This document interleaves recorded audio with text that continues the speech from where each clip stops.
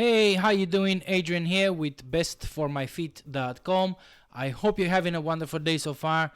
Welcome to this video in which we are going to cut in half my Timberland PRO Pit Boss steel toe work boots to find out what's inside. I mean, if you're curious, because maybe you want to buy them or something, or just for the fun of watching someone cutting their boots, welcome. The boots that I'm cutting are the Timberland Pit Boss steel toe. They have a model that doesn't come with a steel toe, but this one is a steel toe. Since I'm a construction worker, I need a safety toe boot. Color brown. They have different colors. It weighs about 2 pounds. It's quite a heavy steel toe boot. And you can own a pair of these Timberland boots for around 150 bucks, depending where you are going to buy them. I'm going to leave you a couple of links in the description. One is going to be to check this product on Amazon if you want to see the latest price, and I'm going to leave you a link to the review as well if you want to read the review of this boot. I've used these boots for my construction work for about 18 months, I would say. All close to 2 years, and I was very happy with this boot. But yeah, check the article in the description.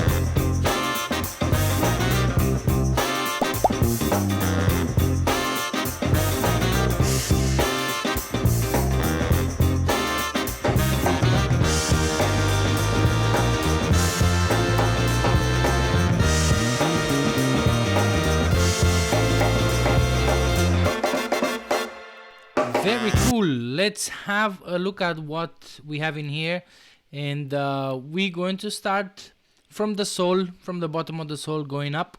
I'll do my best to identify these layers that you see in the sole of the boot, but keep in mind I'm not a boot manufacturer, so I might say something that's not accurate. If that's the case, let me know in the comments below. I'm always open to learn as well. So if you look on Amazon or Timberland website, they say the outsole is made out of rubber, but it seems to me that the outsole is made of TPU, which is harder than rubber, and that gives a little bit more durability to your boot. And now moving to the next layer, we have the midsole, which seems to be made out of PU, polyurethane, and it's softer than the TPU, which is excellent for absorbing shocks. You know, gives you the cushioning that you need when you walk up and down doing your job. The next layers, I'm not 100% sure what they are. I think we're gonna figure that out once I take the whole boot apart, the sole, the upper, and everything. So hopefully I can figure that out in the next couple of minutes. One thing that surprised me when I was cutting these boots is that I couldn't find a shank.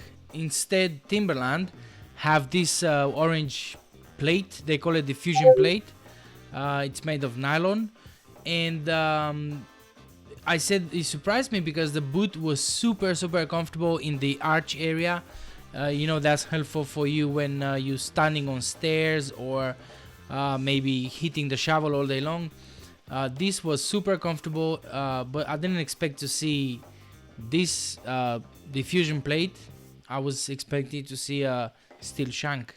And if you were wondering if those stitches on the outside of the boot are fake or real, let me tell you that these Timberland PRO Pit Boss boots are Goodyear welted, and that's great news to you because first of all, the boots who are Goodyear welted, they last longer than boots that are just glued. You know, the upper it's glued to the sole, and second of all, you can resole them. I mean, you have to see if there's if it compensates you to resole the boot, because resoling a boot is not cheap either.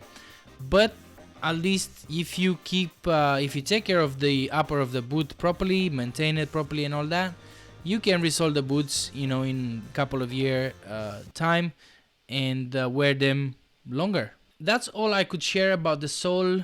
If I missed anything, let me know. But now moving on the upper, I want to have a look to see what's the upper made of as well. I know it's leather, but I want to see the other parts.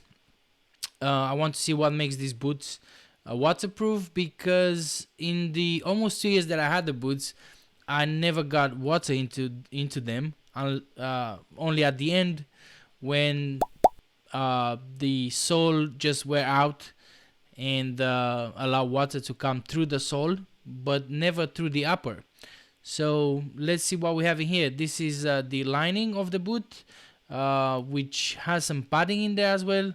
That's one of the reasons I think it was so comfortable. This is a moisture wicking lining, and is breathable as well. Honestly, I don't know what makes these boots waterproof, because I can't see a water membrane or something like that. Maybe the lining is waterproof. I don't know. If you know, please let me know in the comments below. I would love to learn that. One thing I've heard about, although I can't confirm, is that Timberland, they have a process through which they make the leather itself waterproof, but I can't confirm that. Maybe I reach out to them and see if they can let me know. Talking about leather, the leather on these boots, it's about 2 millimeters thick. It's 1.8, as you could see. Not bad for a work boot. You would like to see actually at least 2.5 millimeters thickness on heavy duty boots, but I have no complaints with my 1.8 millimeters thick leather either. Next thing I want to look at is at the heel counter. Not many boots they have good heel, and that's I think that's a underrated or underestimated feature, because the heel cup will give you support, will give you structure to the boot, and you would like to have a good material in there, not cardboard, that can keep the structure of the boot and give you support. And in this case, Timberland has I don't know what material it is, but it's kind of plasticky, and it does the job. Another thing I liked what they did with the heel counter is that they put it between the lining and the leather. They didn't put it inside, where usually you have the stitches and the heel counter itself that can give you blisters, and it can be a pain in the back really. One more thing that adds to the comfortability of this boot is the padding they have in the tongue. As you can see, 12 millimeters of foam, and the collar as well is filled with the same foam, which makes it very comfortable when you walk. When you have to bend or flex or crawl, it's really comfortable. I hope this was really helpful for you, or at least enjoyable, or at least entertaining in some way. I'll leave you a link in the description to this article that's a little bit more in depth, or a little bit more updated, because I go more regularly to the site and it's easier to update. And let me know if you have any questions. Let me know if you have anything to add to what I've said. Thanks for watching. I'm Adrian from bestformyfeet.com.